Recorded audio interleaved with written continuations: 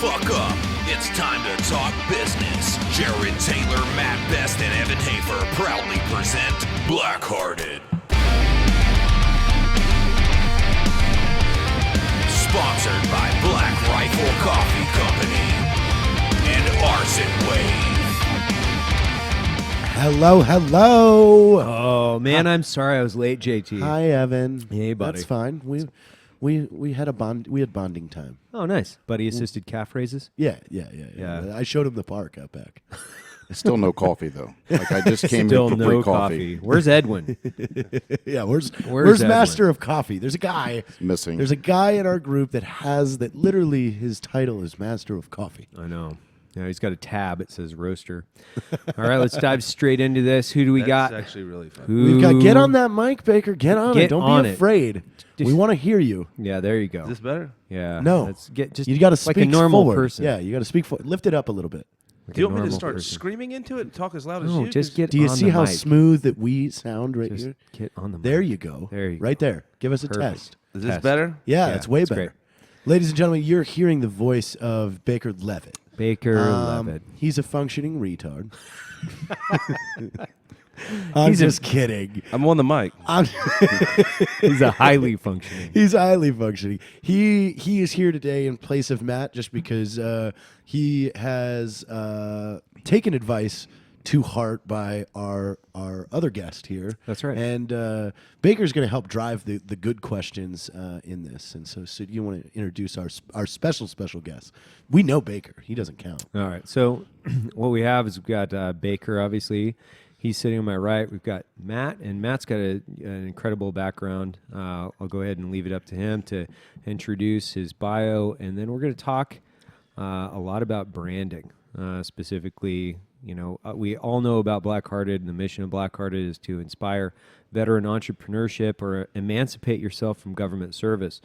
So these two guys here, we've got Baker, who's not a veteran, but thank you for your service. He did go to Air Force boarding school. I did go to Air Force boarding school So Thank you for your service. and 2 training courses at Blackwater. So you're And welcome.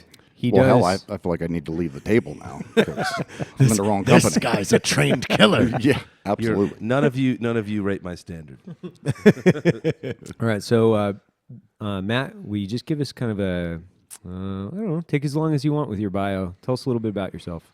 Where'd you start in the military first?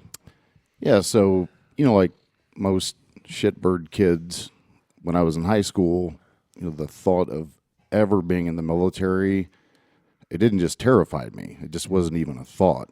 Like, why would anybody go volunteer for something to be abused by guys that they didn't know? So, big high school athlete, thought I was literally the man. And next thing I know, I'm in college, and next thing I know, I'm kicked out because I just thought, I'm so damn cool, I don't even have to actually go to class. They'll just pass me. Right. So I remember going home, and how do you break that news? It was just me and my mom. It was a no father figure. I had every excuse to be a shitbird, literally bad neighborhood, low economics. And my mom, who was pretty matter of fact, she was a nurse, and she didn't have much empathy. So I'm glad that I never had to be nursed by her from a physical standpoint. She said, well, you can join the military or you can get a job at the factory, but you're not living at home. And then shortly after that, I'm standing on the yellow footprints, Marine Corps boot camp, thinking, Jesus, literally. And, I'm not ashamed to say this. I remember standing there thinking, God, what did I get myself into? And then even 10 weeks into it, where you're, start to feel this Semper Fi, The pride. laying in my rack, crying again. God, what did I get myself into? This is a disaster. So for me, it was one of those things that the Marines designed to break you. They effectively broke me, but they started to build things in me that I think sets the Marine Corps a little bit unique from the other branches.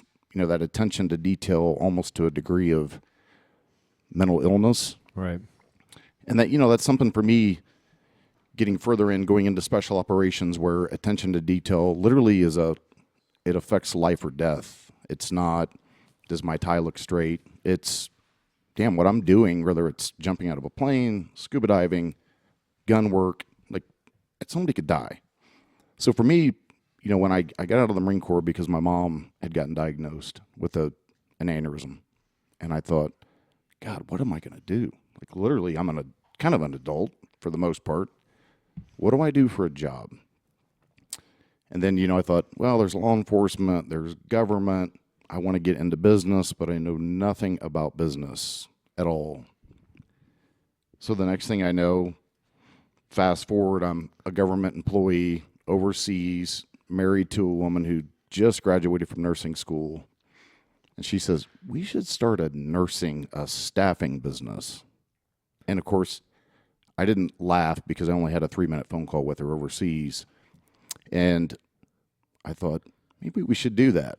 So it like triggered something with me to where we started doing research. Thank God for the internet, because it's honestly where I learned a ton of just content on business, Right. business ethics, forming a business plan. So I remember coming back from overseas and going to the bank with no business plan.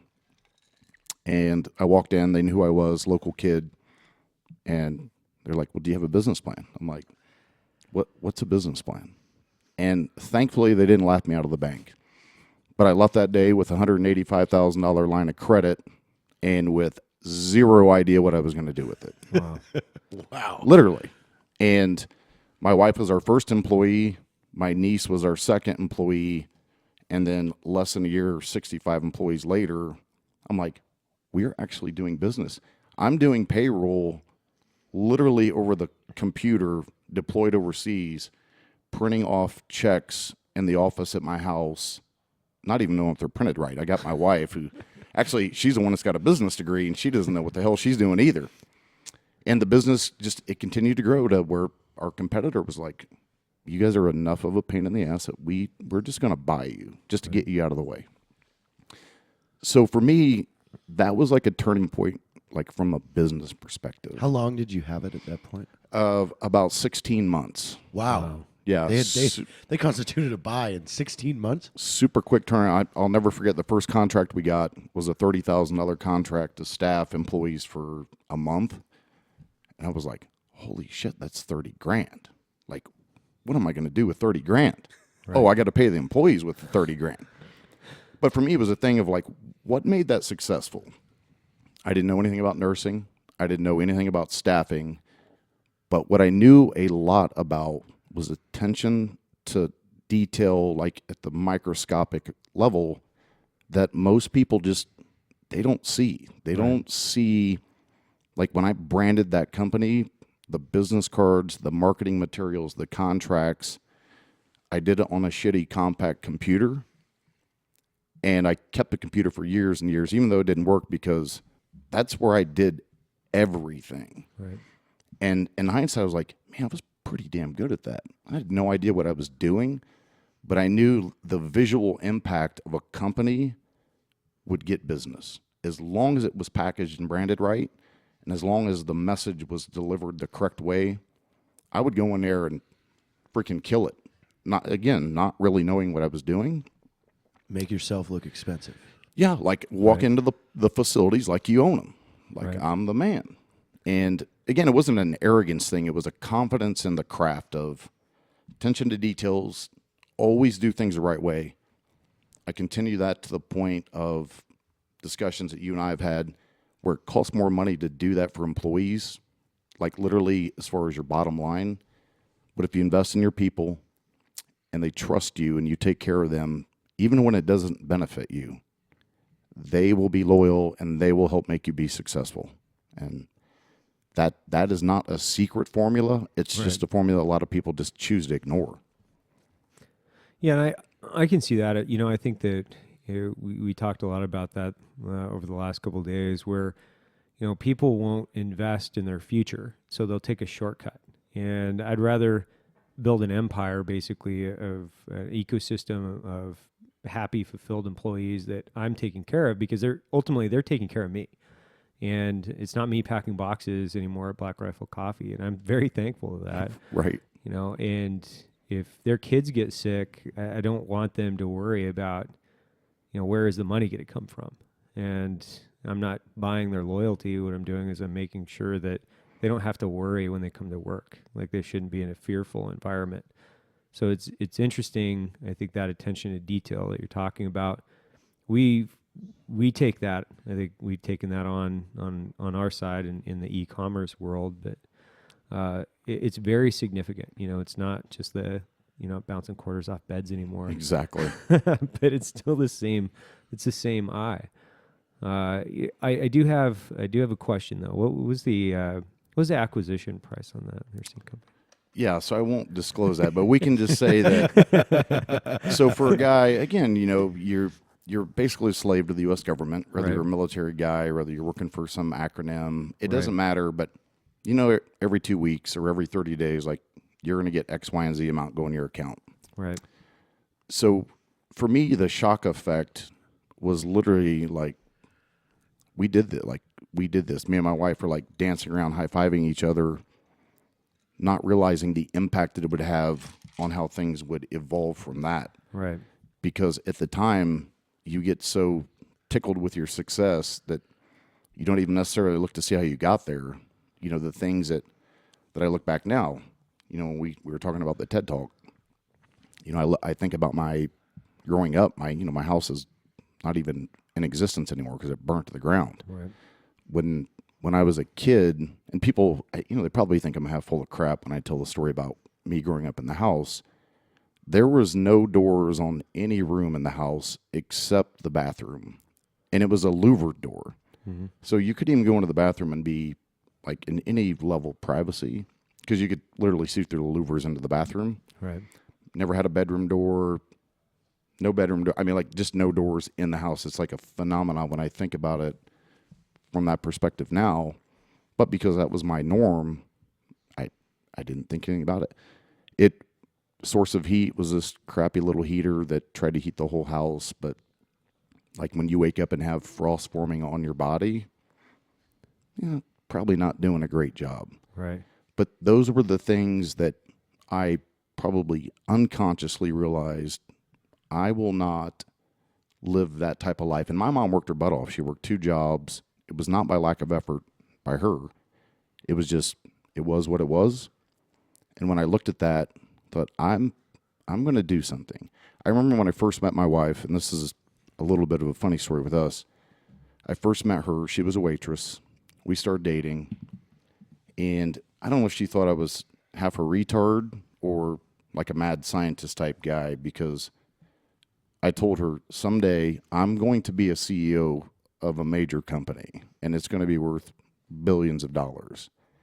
And again, she looked at me like literally, I don't know if I want to keep dating this guy because he might not be that smart, because it's a bold statement. Right. It's a bold statement for a guy like me, didn't have a PhD, didn't have tons of capital in the bank to even execute that. But, when I look back now, I'm like, any veteran, any person that goes into business, if they go into that business with the thought that, well, I might fail, they've essentially failed. Right. And that's the one point, like, we talk about this. Actually, we have how many people come up to us and ask us, how'd you guys do this? How'd you guys do that? It's not that I think I'm smarter than them from the degree of I don't have a PhD in business. It's discipline, it's paying attention, it's doing things the right way. All those things have a cumulative effect that actually does equate to success.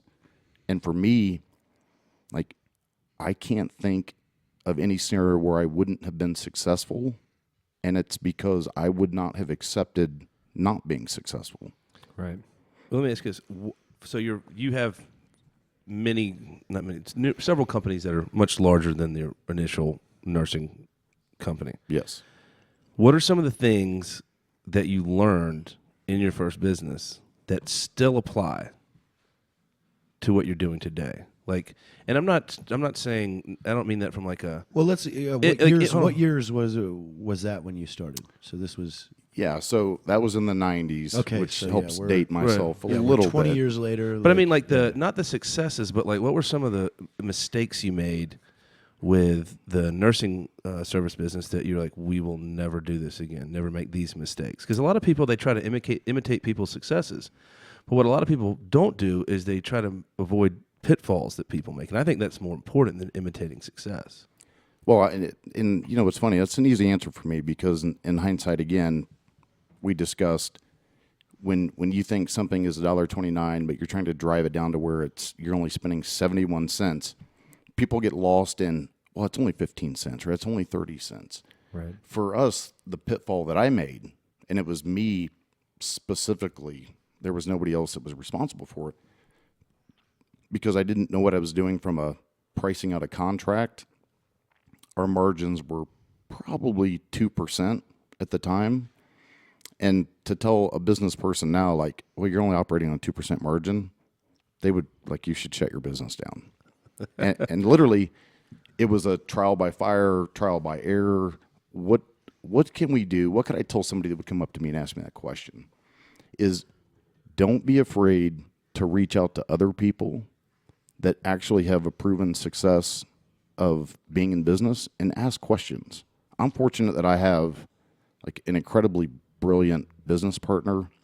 So when I have a question about margins or profit and loss or things that 20 years ago would have meant nothing to me, I would have had no idea what we were talking about, I've had him mentor me, and I'm not afraid to ask questions that even at times probably make me look a little bit like a nitwit to him, and because he knows that I have that thirst to learn constantly about things that really don't necessarily affect my business. You know what I've noticed too is that amongst business owners, it's almost like that unspoken. It's like motorcycle riders; they all wave at each other. It's a Jeep thing. Like, hey, yeah, it's It's a everything. Jeep thing.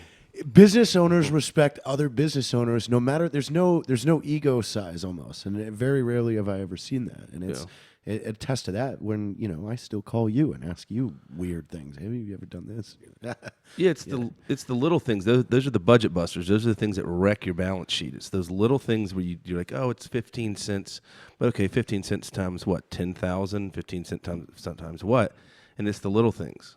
And that's what you were saying. You said how you would, drill down into like deep levels of like details and paying attention to stuff like that. And that actually makes complete sense now. Yeah, because it's easy to get lost in success, honestly. And that happens with a lot of businesses. Right. They see some success, they see some money in the bank, and instead of stopping and thinking about how they got to that point, they're focused on, man, we're going to have a big-ass party next weekend because we got money in the bank, and we're going to do things that a year ago we wouldn't have because we didn't have the money. I try to operate off I can do a lot of things, but I don't do a lot of things because it doesn't benefit the companies. It doesn't benefit my life. It doesn't benefit anything other than blowing money. We did a whole episode on how Evan and I look at some of these people that call themselves entrepreneurs, but all they do is post pictures of them on vacations and shit. And we're like, wait, what the fuck? Where's these vacations? How do you even? We how run do an you spell e-com that? How do you platform. spell We're that? not taking Christmas off. We're working Christmas Eve. Matt and those guys is Matt Best. We got company vehicles, right? And it was like, well, I don't even have a car, and I don't have a car or a vehicle, and it was like, well, I'm just going to wrap the truck. I don't need a truck. I'll just have a company vehicle, and then I'll use it as an advertising tool, basically. And I actually went and got something I didn't really want. Like it's literally like the BlackRifle truck's like lifted, and it's kind of like crazy, but it's a billboard, right? Right. So I'm driving It's a an effective billboard. billboard, It's too, a very effective. because It's already paid They for itself. don't stop talking about it. But it's not. I'm not driving it because I want to be like, hey, look at this cool truck that I'm driving, because it doesn't even fit my personality. It's just okay. This is a company thing, and I'm going to treat it as a very, very specific company expense. But we don't take vacations. We're not like. What's a vacation? Yeah, I don't even know how to spell that I word. don't even Yeah. know what that I mean, means. I work 7 days a week. Yeah.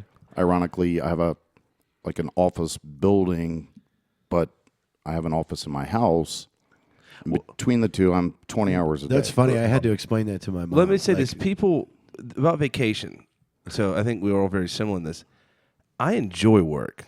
It is so for me. I look at a vacation as like accomplishing something, or linking some people up, or connecting a couple dots. And for me, that's a celebration, and that is the same level of endorphins are dumping that I would get when I was a kid, go to the beach. Now it's like me, vacation is making something cool I get happen. excited for Monday because I know I got 5 days that other people will be at work that I can get things done. I that wanna sent get you. done. I sent you a text on Christmas Day, and I said I fucking hate holidays, and you went, "I Yeah. feel you." Yeah.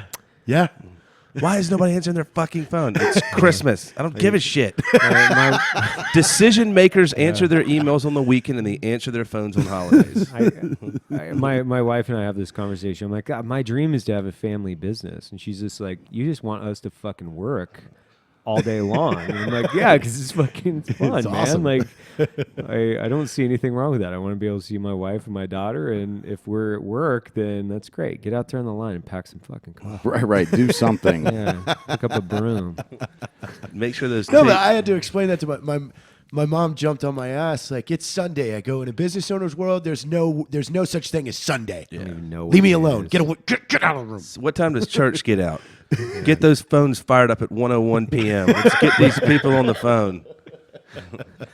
But we're sitting here joking about that, but the reality is a lot of people, they want to be successful, but they don't want to put in that type of sweat equity to Right. be successful. And that's the thing where I get frustrated because I'm involved in several companies, sit on the boards for several companies and charities, to the point my wife probably would like to shoot me because every time somebody asks me, "Hey, will you be on our board of directors?" I never say, "Well, what's in it for me? I mean, what are Right. you guys going to pay me Ooh, stock that or sounds dividend?" fun. I'm gonna have decision making. And in hindsight, I'm like, man, I'm a moron. I could be making millions of dollars off sitting on these boards doing nothing.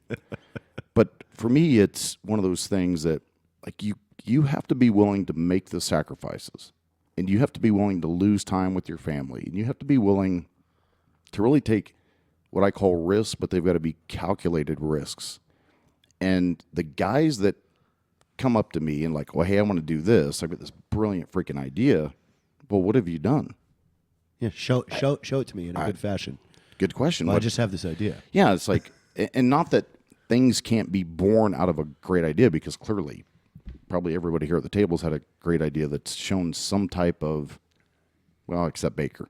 But I don't start businesses. I just come on board. I have the innate ability to select good companies in early stages and earn a spot at the table, and then work my fucking ass off and earn my place. That's my whole thing. we've said- I'm not an idea star. I'm not an idea guy. I'm We've like, hey, said man, I'll there's work no my ass such off for you. thing as $1 million idea. There's only $1 million execution. exactly. I mean, go ahead. Yeah, you can take a C average idea and make it a fucking A+ with enough work. And honestly, the execution piece is probably one of the most important pieces. I've had this conversation. I was at the SHOT Show all day. Obviously, we're still here, and I was having this same conversation. And guys were coming up. A guy came up to me, and we were talking about business, and they asked me, what is it? Like, it's execution, man. It's like managing execution. It's you executing. It's just you, like, grabbing the shoulders. It's no different than taking a building. And for me, I think about this all the time. The best analogy that I have is you still have to go on the mission. Exactly. You still have to take the target. And if there's nobody in that window and there's no guns left, guess who's covering down on that window? Right. You. But people So- forget that. They do. And it's inherent laziness to be, again, it's just my opinion that guys want all these things that come along with being successful, but they don't want to put the sweat equity in. They don't want to burn the midnight hours doing. When you are more concerned about the lifestyle than you are what it takes to get there, then you're already in it for the wrong reasons. And I see this in a lot of these, these chomo fucking guys on Facebook that run these, be your own boss, go on vacation when you want to, drive a Maserati. Like that's how they entice people. And that's like it reflects that P2P marketing scheme bullshit. Like buy these shakes from me for 3 weeks or once a Get month two or whatever. friends to buy two shakes And that where have they two spend friends. the first, I let a friend of mine finally talk me into giving me his pitch. And then I gave him real feedback after the 30 minutes that he wasted of my time. I said, you realize you talked to me for 30 minutes about how my life is going to be better just by buying your product, as opposed to what the fucking product even is. Like, you can't even tell me What's that. the mechanism You're of just telling action? me that if I get 5 friends to sign up, I'm going to get a fucking Beamer on my doorstep. This doesn't make sense. Like, if you're selling a product like this and your sales pitch is nothing but the lifestyle, like, you're wrong. Yeah. And I don't. Well, I have been lucky enough to have a lot of like really successful badasses come into my life. Come in your life. Yeah. It's a two-way street. Okay. Sorry. But but seriously, let me ask you this. So let's take Matt. Let's take Todd. Let's take you. Matt Best. I was in your life before Matt was. A couple other people, and or let's say Nick does a good business. What is the lifestyle? The lifestyle that the group of people I just mentioned is they work their ass off. Yeah. And you like cars. You have a nice car. Todd has a nice car. Mm-hmm. You guys have regular old cars. Nick's got a regular old car. Kelsey's mother, not regular car. But they all work their asses off. And there's no like certain dress or style about any of these people. It's a work ethic. That's the lifestyle. Like, I don't know, like, how do super successul people dress? I don't. It doesn't exist. I actually want to comment on that. They wear Under Armour sweatshirts. I want Get in there. to call it because this is, and I'm going to use even last night as an example. So I'm staying, and I won't mention the place, but I'm a frequent guest there. Right. Big room, walk out to try to get a car, and the guy looks at me like, "Well, you don't rate for a car." Now, I know he said that because again, I had on a shitty Under Armour sweatshirt. I had a baseball cap. That with is sunglasses. not an endorsement of Under Armour, by the record. Right, exactly. And tennis shoes and jeans, and I know that's how that guy sized me up with whether I rated having a car drive me, let's face it, 4 miles from where I'm at. Right. And I thought, like in my mind, man, I'd like to just give this guy an earful. And I thought, it's not my personality. Like if he wants to think I'm just a dude, I really just want to be a regular dude. I don't want to be the douchebag that climbs off a $40 million jet in a 3-piece suit and has people throwing, flower petals at my feet. I want to be a normal dude so I can live a normal life. But I will work my ass off to have the things because, again, like we talked last night, Evan, I'm more at my stage concerned with how I can make the lives of the employees better every day. The wives, the kids, the people that I invest in as employees and friends. Like a lot of these guys are guys I've been friends with for 15 years that work for me. That's my investment. And my return to them is not how do I buy another cool ass car, but how do I make sure these guys get like a bonus so they can go on a vacation with their wives and take their kids to Disneyland. Like that's the shit that's important.